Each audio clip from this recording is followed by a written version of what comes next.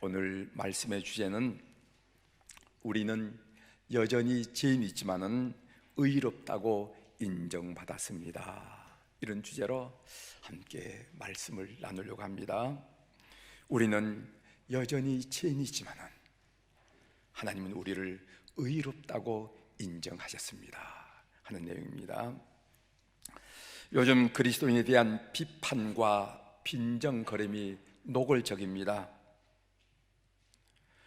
초대교회 당시에는 사람들은 예수는 싫지만 예수 믿는 사람은 좋다고 평가를 했습니다.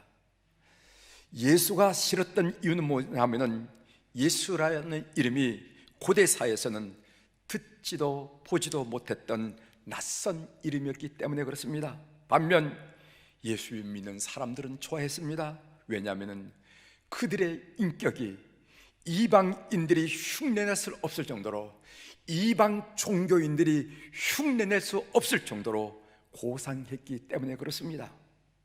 그러나 요즘은 반대로 사람들은 예수는 좋은데 예수쟁이는 싫다고 말합니다.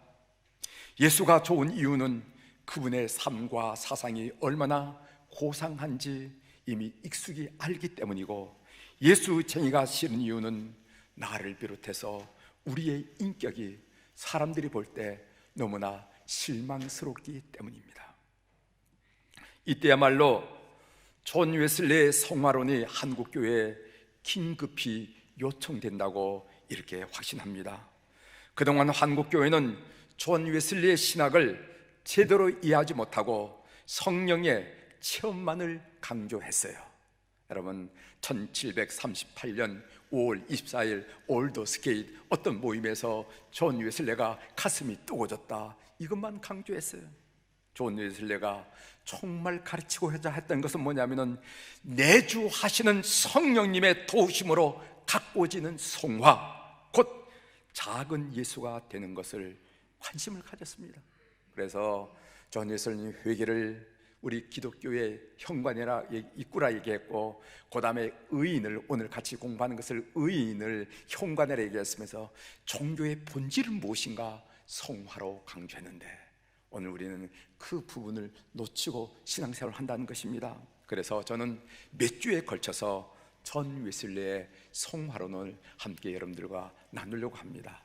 제가 지금 생각하는 것은 한 7주에 걸쳐서 말씀을 나누려고 하는데, 이 성화론을 통해서 정말 하나님이 우리 감리교도들에게 무엇을 기대하는지, 오늘 우리가 놓친 부분 무엇인지 새롭게 깨달으면서 오늘 우리 한국교회, 특별히 한국감리교회 큰 표준이 되는 그런 교회가 되기를, 교인들이 되기를 주의 이름으로 부탁을 드립니다. 오늘은 성화론에 들어가기 전에 먼저 의롭다고 인정받음, 즉 의인이라고 말했죠. 여기서 의인이란 말은 의로울 인, 인정받을 인, 이래서 의인, 의롭다고 인정받는 것을 말하는 것입니다. 그 의인의 교리에 대해서 여러분들에게 말씀을 드리겠습니다. 여기 의인이라는 것은 의로울 사람이 인자가 나요. 의로운 사람이란 말이 아니라 의롭다고 인정받는 교리에 대해서 오늘 여러분들에게 함께 나누려고 합니다. 로마서 3장 23절의 말씀입니다. 모든 사람이 죄를 범하였음에 하나님의 영광에 이르지 못하더니, 성경은 모든 사람이 죄인이라고 단호하게 선포하고 있습니다. 인간은 하나님의 절대적인 의의 기준에 도달할 수 없다는 것입니다. 불가능하다는 것입니다. 인간의 상대적인 기준으로 의롭다고 평가받는 사람들은 더러 보일지 모르지만은 하나님의 절대적인 의의 기준에 합당한 의로운 사람은 아무도 없다는 것이 성경의 진단이고 성경이 선포하는 내용이에요. 여러분, 의에 대한 하나님의 기준과 인간의 기준이 어떻게 다른지 제가 예를 들어 설명하겠습니다.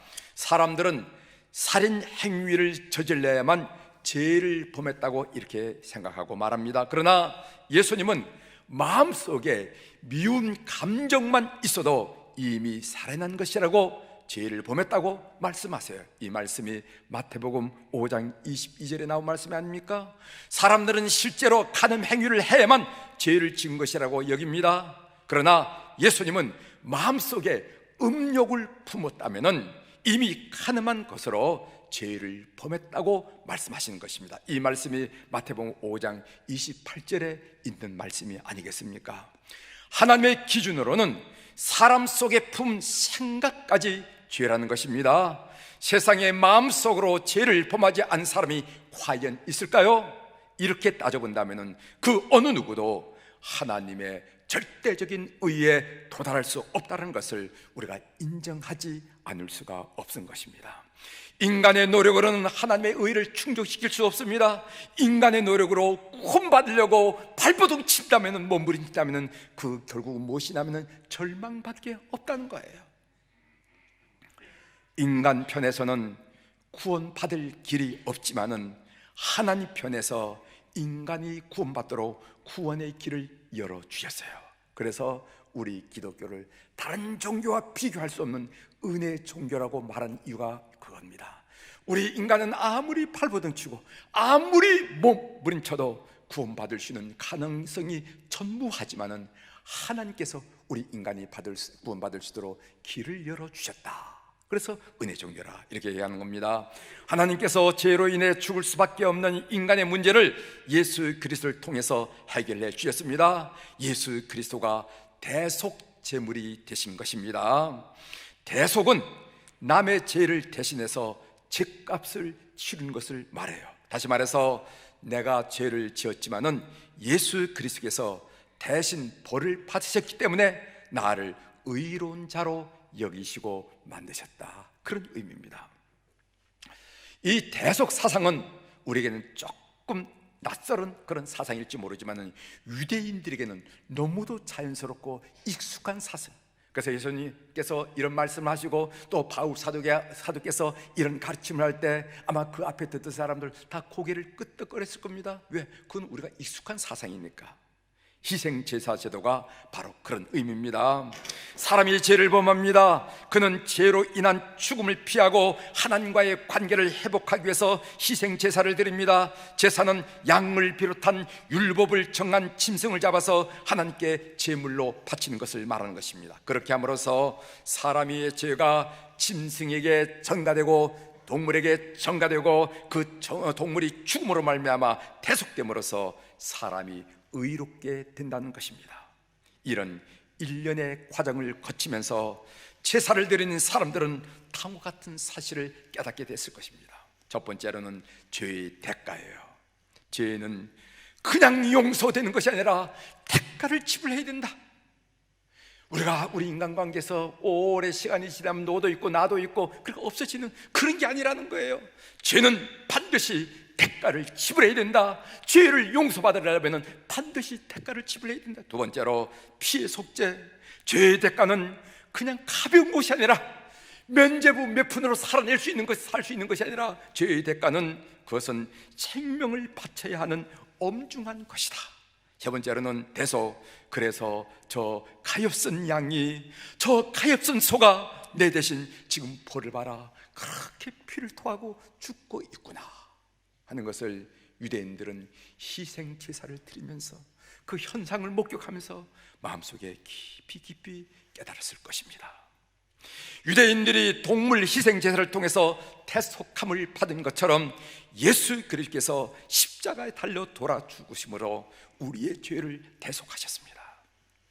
십자가를 깊이 묵상한다면 유대인들과 같은 그런 깨달음을 우리도 얻게 되리라고 믿습니다. 죄는 대가를 치러야만 용서될 수 있다는 것, 그리고 또한 죄의 대가는 생명을 바쳐야만 지불될 수 있는 엄중한 것이라는 것, 그리고 예수 그리스도께서, 하나님의 독생자 예수 그리스도께서 우리를 대신해서 죽으셨다는 것, 우리가 십자가를 보고 감격하는 이유가 바로 그것입니다. 교회 지붕마다, 교회 제단마다 십자가를 둔 이유가 그거예요. 이 십자가가 어떤 메시지를 우리에게 주는 겁니까? 그것은 죄는 그대로 없어지는 게 아니야. 세월이 지난다고 없어지는 게 아니야. 꼭 대가를 지불해야 된다. 십자가가 말하는 거예요. 두 번째로는 그 대가란 것은 말 몇 마디로 돈 몇 푼으로 해결할 수 있는 것이 아니라 생명을 바쳐야만 해결되는 거야. 세 번째로는 예수 그리스도 하나님께서 그 독생자 예수 그리스도를 통해서 돌아가심으로 생명을 바침으로 우리의 죄가 해결된 거야 하는 메시지를 오늘 또 끊임없이 증거하는 것이 이 십자가라는 것을 여러분 아시길 바랍니다. 따라서 구원은 대속의 은혜를 믿음으로 받아들인 사람이 받습니다. 오늘 본문의 말씀으로 에베소 2장 8절을 우리가 읽었습니다. 너희는 그 은혜에 의하여 믿음으로 말미암아 구원을 받았나니 이것은 너희에게 난 것이 아니요 하나님의 선물이라. 여러분들이 신앙생활하면서 익히 들었던 말씀이고 또 고백하고 간증하는 말씀이 아니겠습니까? 오늘 이 구절을 다시 한번 여러분들에게 설명을 드리면서 구원받은 믿음에 대해서 한번 정리를 하도록 하겠습니다. 우리가 믿음하지만 믿음에는 구원받는 믿음이 있고 또 하나는 능력 행하는 믿음이 있어요. 앉은 맹인을 일으켜 세우시고 눈먼 자를 보게 하고 귀 먹은 자를 듣게 하고, 이것은 능력 행하는 믿음이에요. 그래서 성경에는 믿음이라는 단어가 계속 나오지만 그것을 우리가 분별할 줄 알으셔야 됩니다. 오늘 지금 말씀드리는 것은 구원받는 믿음이에요. 첫 번째로 구원은 하나님이 베푸신 은혜라는 것입니다. 그래서 하나님의 은혜는 구원의 원천이에요. 그래서 우리를 은혜의 종교라 이렇게 말하는 것입니다. 여기 보면은 에베소 2장 8절에 보면은 너희는 그 은혜에 의하여, 그 은혜가 하나님의 은혜, 너희는 하나님의 은혜에 의하여, 그리고 하나님의 선물이라, 하나님이 우리에게 준 선물이라 이렇게 말하고 계십니다. 은혜란 거저 받는 것, 쉬운 말로 공짜로 받는 것을 보러 은혜라고 그러는 거예요. 공짜로 받는 것. 하나님께서 우리를 위하여 독생자 예수 그리스도를 보내시어 십자가에 죽게 하심으로 우리 죄에 해당하는 벌을 대신 받게 하시고 우리를 거저 구원하셨다는 것입니다. 이것이 바로 복음의 핵심이에요. 너무도 기쁜 소식이기 때문에 복음이라고 그러지 않았습니까? 너무도 복된 소식이기 때문에 복음이라고 그러지 않았습니까? 너무도 은혜스러운 소식이기 때문에 복음이라고 그러지 않았습니까? 이게 복음이에요. 엄청나게 큰 빚을 진 사람이 어느 날 아침에 일어났더니 빚이 다 없어졌다라는 것입니다. 여러분, 이 상황을 여러분들이 한번 상상해 보십시오. 그 마음이 어떻겠습니까? 빚 때문에 수없이 많은 밤을 고민했습니다. 아유, 죽을까도 생각했어. 나 하나 책임지고 죽으면 끝날 거 아닌가? 죽을까도 생각했어. 아니면 나도 모르고 남도 모르게 도망갈까도 생각했습니다. 만약 그런데 그 빚이 없어졌다면 이게 꿈이냐 이게 상시냐 하지 않겠습니까? 영혼의 빚, 죄의 짐이 공짜로 벗겨졌다. 이것이 하나님이 우리를 향해서 행하신 구원의 역사라는 거예요. 두 번째로는요, 구원은 믿음으로만 받습니다. 믿음은 구원의 유일한 조건입니다. 조건. 그래서 오늘 에베소 2장 8절에 보면은 믿음으로 말미암아 구원을 받았나니, 믿음으로 말미암아. 아무리 하나님께서 내게 은혜를 베풀었다 할지라도 내가 거절하면 그 은혜는 소용이 없습니다. 어떤 사람이 망망대해서 표류하고 있습니다. 그는 배 위에서 마실 물이 없어서 목이 타들어갑니다. 죽어갑니다. 그때 하늘에 검은 구름이 밀려오더니까 비가 쏟아집니다. 얼마나 큰 은혜예요. 그런데 장대비가 쏟아진다 할지라도 그 비를 받아 마시지 않는다고 한다면 어떻게 해결되겠습니까? 빈 그릇에 비를 받아 맛에만 살아날 수 있지 않겠습니까? 받아 마시지 않으면 장대비가 아무리 쏟아진다 할지라도 아무 소용이 없다는 거예요. 하나님의 은혜를 받아들여야만 구원을 받는다는 걸 받아들여요. 그러면은 구원은 믿음으로만 받는다고 했는데 구원받는 믿음에는 어떤 요소가 있는지 좀 새겨보도록 하겠습니다. 첫 번째로, 구원받는 믿음에는 하나님의 은혜를 아는 것이 중요합니다. 아는 것, 복음의 내용을 알아야 합니다. 알아야 믿을 것이 아닙니까? 알아야 면장이라도 할 거 아니겠어요? 알아야 믿습니다. 따라서 성도들은 복음의 내용을 무엇을 믿는지 정확하게 아는 것이 필요합니다. 여러분 살아가면서, 여러분 인생을 살아가면서 반복하여 그 내용을 확인해야 됩니다. 그래야만 구원의 감격을 여러분 심령 속에 유지할 수가 있습니다. 그렇지 않으면요, 가슴이 싸늘한 종교인으로 남게 됩니다. 그래서 우리 사랑교우들, 여러분들이 이런 내용을요, 고등학교 때도 이미 달았을 거예요. 고등부에서 다 이미 들었을 것입니다. 또 신앙생활을 해오면서 이런 교회 저런 교회 들었을 것입니다. 그럼에도 불구하고 여러분들이 제자 양육 그리고 공부해야 될 이유가 뭐냐면요, 과거에 그런 일로 여러분 그냥 남겨두면요 어떻게 된다면 여러분들이 마음이 싸늘한 그건 종교인이야. 종교인. 감격이라고 없는 거예요. 구원의 감격이 없는 겁니다. 그렇기 때문에 이 내용을 날마다 새롭게 읽고 묵상하고요. 여러분 음식도 마찬가지 아니겠어요? 음식도 옛날에 배고플 때는 허겁지겁 먹을 때는 음식 맛을 모르고 먹었어. 그러나 이제는 좀 여유를 가지고 여러분 음식을 먹으면 꼭 씹으면은요 음식의 그 나름대로 맛들을 느끼면서 그 풍미를 느끼면서 여러분들이 음식 맛을 느끼는 거 아니겠어요? 그렇죠? 그런 것처럼 여러분들의 인생의 경험, 여러분들의 신앙 경험이 축적됐을 때 이 복음의 내용을 여러분들이 다시 한번 공부하면은 철없을 때 느꼈던 느낌과 전혀 다른 감격과 감동으로 여러분의 가슴이 뜨거워질 줄 분명히 믿습니다. 공부하는 게 참 중요해요. 주님 앞에 설 때까지 늘 복음의 메시지에 대해서 공부하고 성경을 공부하는 여러 교우들이 되기를 주의 이름으로 축원합니다. 그러나 아는 것만으로 구원받는 것은 아닙니다. 마귀가 예수님을 만났을 때 나사렛 예수여, 우리가 당신과 무슨 상관이 있나이까? 우리를 멸하러 왔나이까? 나는 당신이 누구인지를 아노니 하나님의 거룩한 자니이다. 이렇게 누가복음 4장 33절에 하는 말씀이 있습니다.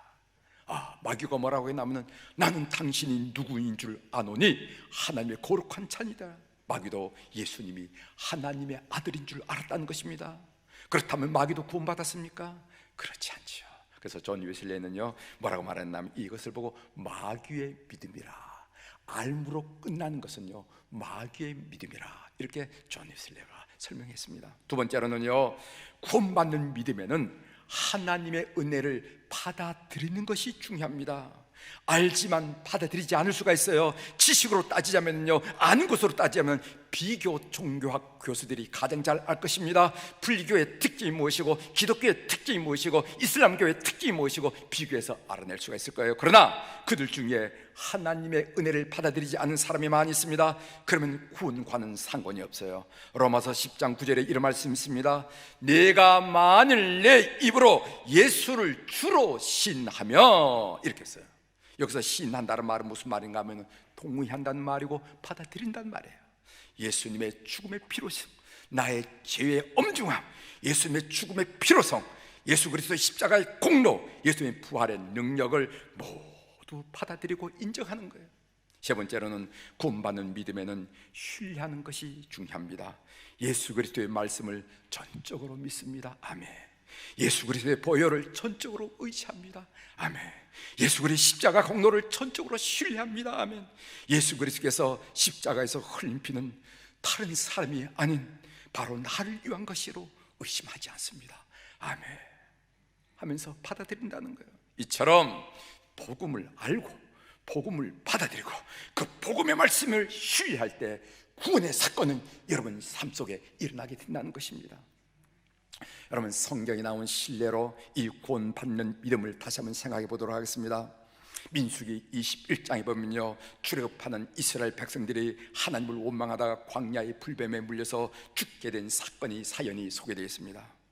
모세는 백성들을 위해서 하나님께 간구합니다. 하나님 아버지, 이 백성을 이렇게 이 광야에서 죽이려고 출애굽을 시켰습니까? 이래서는 안 됩니다 하고 모세가 중보 기도하자가 하나님께서 모세에게 그 뱀에 물린 사람들을 구원할 방도를 가르쳐 줍니다. 그것이 뭐냐면은 놋뱀을 만들어서 장대 높이 달아 물린 자마다 그 장대에 달린 뱀을 보도록 하라. 보는 자마다 깨끗이 열이 떨어지고 나으리라. 이렇게 약속했어요. 모세가 섣불로 놋뱀을 만들어 장대에 높이 달아놓고 소리쳤습니다. 하나님께서 우리에게 기쁜 소식을 주셨습니다. 하나님께서 우리에게 은혜의 소식을 주셨습니다. 하나님께서 우리에게 은혜를 베푸셨는데, 불뱀에 물린 여러분, 열이 40도가 되는 여러분, 고개를 들어서 이 노뱀을 쳐다보기만 하십시오. 그러면 여러분 낫습니다. 어서요, 어서요, 좀 쳐다보세요. 김 선생도 좀 쳐다보고, 이 선생도 좀 쳐다보세요. 그랬는데 무슨 심보인지 쳐다보기만 하면 되는 이 쉬운 일을 하지 않고 죽어간 사람이 대부분이었습니다. 오늘날 세상 사람처럼 대부분이 그래요. 간혹 그 중에는 모세의 말을 듣고 모세의 말을 전적으로 신뢰하면서 고개를 들어서 노뱀을 쳐다보는 사람들이 있었습니다. 그랬더니까 그들이 구원을 받았어요. 이처럼 복음을 알고 받아들이고 신뢰할 때 구원 사건은 여러분 속에, 여러분 가정 속에 일어나는 것을 믿기를 주의 이름으로 축원합니다. 이런 구원의 체험이 여러분들의 있기를 축원합니다. 여기서 우리는 이런 신앙적인 의문을 가질 수가 있어요. 그것은 예수 그리스도께서 내 죄를 대신하여 죽으셨다는 사실을 받아들이고 확신하였지만은 여전히 내 마음속에는 욕망이 꿈틀거리고 죄성이 남아있는데 의롭게 되었다고 말할 수가 있을까? 참 목사님 말씀은 고맙긴 고마운데 내 마음을 가만히 보니까 욕망이 꿈틀거려. 그 죄성이 여전히 남아있어. 어떻게 내가, 양심 있는 내가 의롭다고 얘기할 수 있겠는가? 이런 이유로 우리는 성경에 나오는 의로 여김을 받는다는 말이 무슨 뜻인지 정확하게 분명히 알 필요가 있습니다. 의로 여김을 받는다는 것은 실제로 의로운 것이 아니라 의롭다고 인정받는다는 뜻입니다. 종교개혁자 마틴 루터는 이 의롭다고 인정받는 것을 이렇게 설명했습니다. 곧 법적으로 인정되고 그랬어요. 그래서 영어로는 포렌식, 여러분 요즘 이렇게 전화기 갖고 포렌식 한다, 법적으로 인정받는 걸 말하거든요. 법적으로 인정되고, 두 번째로는 객관적으로 옷 입혀지고, 이래서 objective라서 내가 주관적으로 노력해서 얻어지는 게 아니라 객관적으로 누가 입혀줬다는 거예요. 그리고 세 번째, 우리 밖에서 다가오며, 그래서 out of us, 우리 밖에서 내가 만들어낸 게 아니야, 바깥으로부터 다가오고, 그리고 또 낯선 손님같이 주어진 의라 했겠습니다. 이것은 내가 익숙한, 이 의는 내가 익숙한 게 아니야. 그렇게 살아봤어야 익숙하지. 내가 익숙한 것이 아니라 낯선 손님 같은 것으로 의가 왔단 말이지. 이래서 의로워진 죄인을 말한다, 이렇게 마틴 루터가 말했습니다. 따지고 보면은 여전히 죄인입니다. 그럼에도 불구하고 의롭다고 여겨주는 것입니다. 이것을 이렇게 설명하면 좀 더 이해가 될까요? 눈이 오면은요, 세상이 눈으로 덮이죠.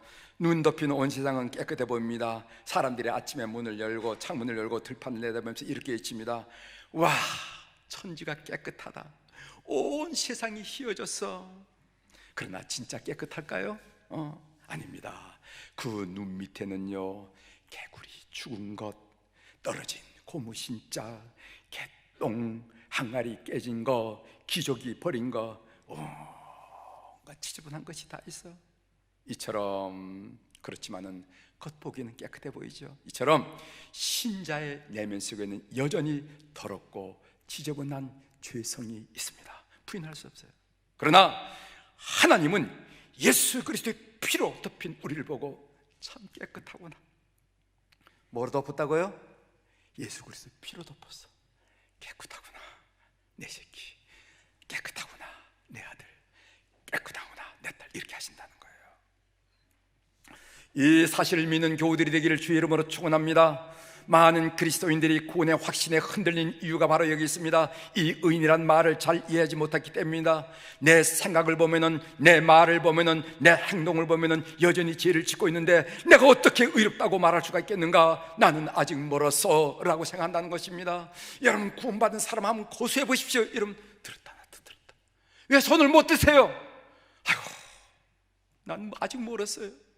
나는 아직 멀었어요. 나는 아직 멀었어요. 제일 생각을 이렇게 많이 가는데 어떻게 의롭다고 생각하는 거냐. 사탄의 속임수에 속지 마십시오. 하나님이 우리를 의롭다고 하신 것은 우리가 본질상 의롭기 때문이 아닙니다. 죄인이지만 죄 지을 가능성이 여전히 남아있지만 의롭다고 봐주시기에 의로운 것입니다. 그래서 존 웨슬리는요, 의인과 성화라는 개념을 비교하면서 이렇게 설명합니다. 의롭다함이 무엇입니까? 의롭다함은 실제로 올바르고 의로운 존재가 되었다는 것이 아닙니다. 그것은 성화입니다. 즉 의롭다함은 하나님께서 우리를 위해서 그의 아들을 통하여, 그래서 for us라고 썼어요. 우리를 위해서 예수 그리스도를 통해서 이룬 일, 통하여 행해 주신 것을 의미하며, 성화는 하나님께서 그의 성령을 통해서 우리 속에 in us, 우리 속에서 해 주신 것을 의미합니다. 그래서 의롭다고 인정받는 것은 나는 0.1%도 관계없이 오직 예수 그리스도가 우리를 위해서 이루는 일이고, 성화라는 게 뭔가? 이나서 내 속에 성령께서 감동 주심으로 내가 작은 예수로 변화되는 과정을 의미한다는 것이죠. 바울 사도는 로마서 4장 5절 6절에서 이렇게 말씀하고 있습니다. 이 일을 아니할지라도 경건하지 아니한 자를 의롭다 하시는 이를 믿는 자에게는 그의 믿음을 의로 여기시나니 일한 것이 없이 하나님께 의로 여기심을 받은 사람의 복에 대하여 다윗이 말한 바 이랬어요. 여기 보세요. 경건하지 않아요. 여기 보세요. 의롭지 않아요. 경건하지 않지만, 의롭지 않지만 의롭다고 하셨다 그랬습니다. 이 기쁨이 얼마나 놀라운지 바울 사도는 비로소 복이란 단어를 씁니다. 이어서 나오는 로마서 4장 7절 8절을 보십시오. 불법이 사함을 받고 죄가 가려짐을 받은 사람들은 복이 있고, 주께서 그 죄를 인정하지 아니하실 사람은 복이 있도다 함과 같으니라. 어떤 사람이 복 있는 사람입니까? 어떤 사람이 행복한 사람입니까? 성경에는요, 돈 잘 버는 사람이 행복하다고 말하지 않았습니다. 공부 잘하는 사람이 행복하다고 말하지 않았습니다. 잘못된 것을 용서받고 그 죄가 가려지고 주께서 자기의 죄를 인정하지 아니할 사람은 복된 사람이고 행복한 사람이라고 했습니다. 이 행복을 다윗이 경험했고, 이 행복을 바울 사도가 경험했습니다. 사랑하는 교회 여러분, 믿음으로 의롭게 되었다는 이 구원의 감격으로, 이 행복으로 충만한 교우들이 되기를 주의 이름으로 축원합니다. 기도하시겠습니다.